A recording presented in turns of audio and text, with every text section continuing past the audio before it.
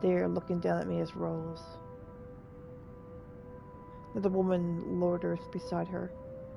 My attention is too focused on my co-agent to even ask why there is someone else with her.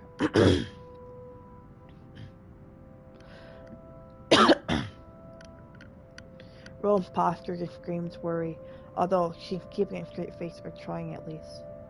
I can't help but feel bad for making her fret. A wave of dizziness washes over as soon as I try to get up, forcing me to lie back down again.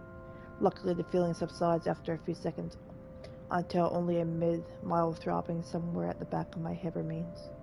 With a little assistance from Rose, I push myself upright. She hands me knife pad and gestures for me to press it, where I suspect a small bump has already formed. The light ache in the area indicates Alright, nothing. Isabella, where are we? The Ermengarde mansion. Why? Ow, my head. And the date today? October 21st? Rose. Last one. Can you count to 15 in reverse order? 15, 14, 13, 12. No, that's wrong. Why are we doing this? She's just checking if your injury is in any way serious. This time I curiously regard the woman standing beside Rose. It's impossible to overlook her, what with the way she towers over us. And here I thought Rose was already tall. Who is she anyway? One of the remaining cleaning crews? But with how prominently dressed she is, I don't think anyone would want to clean in a suit, an expensive suit at that. The gloves alone must have already cost a fortune. Her eyes slowly swift between me and Rose, considering us with an almost unreadable expression before finally fixing a sharp gaze on me. I can't help but fool my arm protectively over myself as she does so. She may be fired from a cleaning crew, but she certainly looks like a supervisor during Just evacuation. do it, please. Evaluation. I did both wearily, but recruit everything as she has asked. Rose releases a breath of relief once I'm done. You scared me for a moment there. I was about to call for an ambulance. Are you alright? Expiration soon replaces the dull ache. Memory is a little fuzzy, but the attic and There was someone, Rose. In the attic. Someone? You mean a client? Oh, that's unlikely. It's probably just one of the cleaning crews. The boss sent a few of them back this morning for some last minute... No, not any of those. I'm not actually sure. Wait, didn't I call you? You said you were in the attic when you answered. That's why I went there in the first place.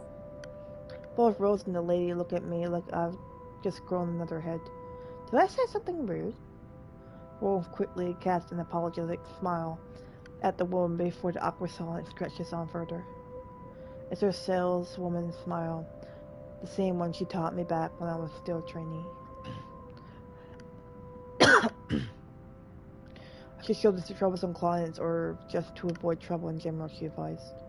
It's also the same one she gives me when I'm doing something particularly absurd that may cause us to lose a potential sale. Her eyes are serious when she turns back to me. She takes both of my shoulders, gently squeezes it, and with as much patience as she can muster. As much as I'd love to have gotten at least a heads up of your arrival, I didn't really get a call from you. You know, signal here is absolutely horrendous. I was in the garden earlier and couldn't even make a single call. Isabella, I'm going to ask again. Are you really all right? What happened? I don't know. It's all a bit blurry. I remember I was looking for you, but you weren't in the attic. And there's... whoever it is.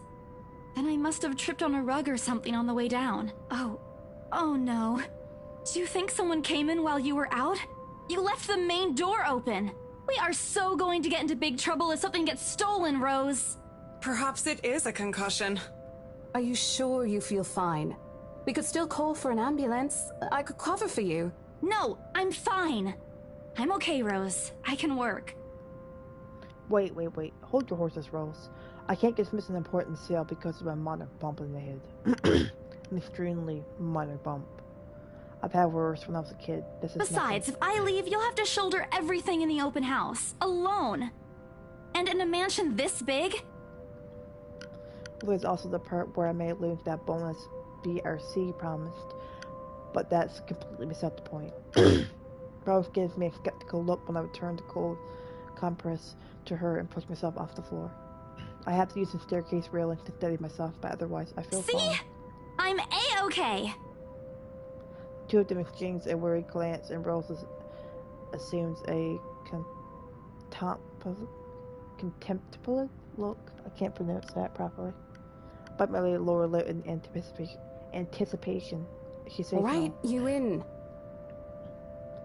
A smile threatens to slip out from me. If I see that you aren't feeling well, I'm taking you personally to the nearest clinic to have you checked. Clear? Clear as day, ma'am. Thanks, Rose. You insisted. But remember what I said. First sign of you looking not okay, and we're off. No questions asked. It's just a small bump.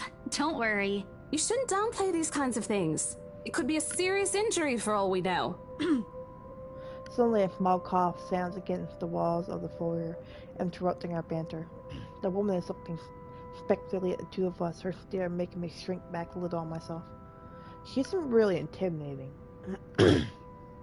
Well, she is, but not in a scary, negative way. Far from it, actually. Her demeanor simply commands an air of sophistication and respect. In a different world, a younger me would have probably wished to be like her. At our lack of response, she coughs again, lifting a well-trimmed eyebrow at me in question. Words get caught in the throat at the sight of it, and Rose, as usual, is swift to catch my blunder. My sincerest apologies, Mrs. Miss McCollough. Marianne McCollough. She hands Rose her business card. Interior designer. The words interior designer catch my eye before my partner flips it over. Oh, probably someone interested in the mansion for its 17th century influences. Then I won't hold it against her though. Despite the hearsays remaining uninhabited for years, the mansion's original fittings and furniture have been kept completely intact and restored to pristine condition. Suppose some people find that trip to the past feeling appealing? Sorry.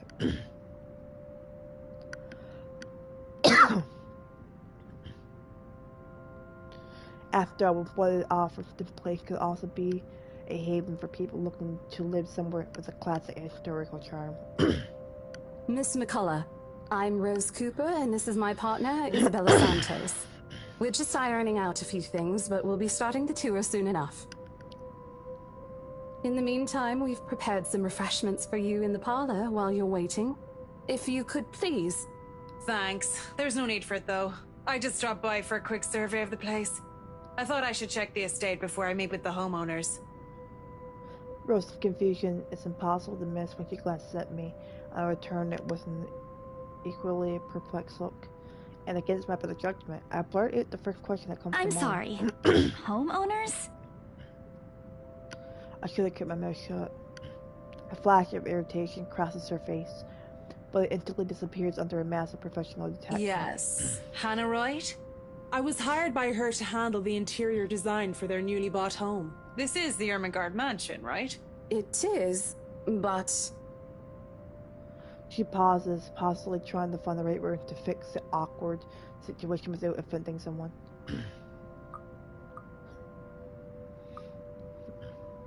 We're sorry, ma'am. We don't really know what's going on here. If it's okay, maybe we can... Aren't you the ones in charge here? How can you not know what's going on here? You see, Miss McCollough, right now, the house is... Amazing how she keeps her voice level, yet still convey utter displeasure with it. I've dealt with people acting the opposite before, and if I were to choose, it's much easier to handle clients who talk your ear off when angry. People like her are the hardest to read. Beside me, I shoot Rose a pleading look. She returns it with a glare before taking the reins from me and attempting to soothe the situation. There's a promise in it that we will be talking about this later. I'm not looking forward to that at all. What can I do? She can deal with this better than me. Who knows what might come out of my mouth if I hand this on my own. We're really sorry, ma'am.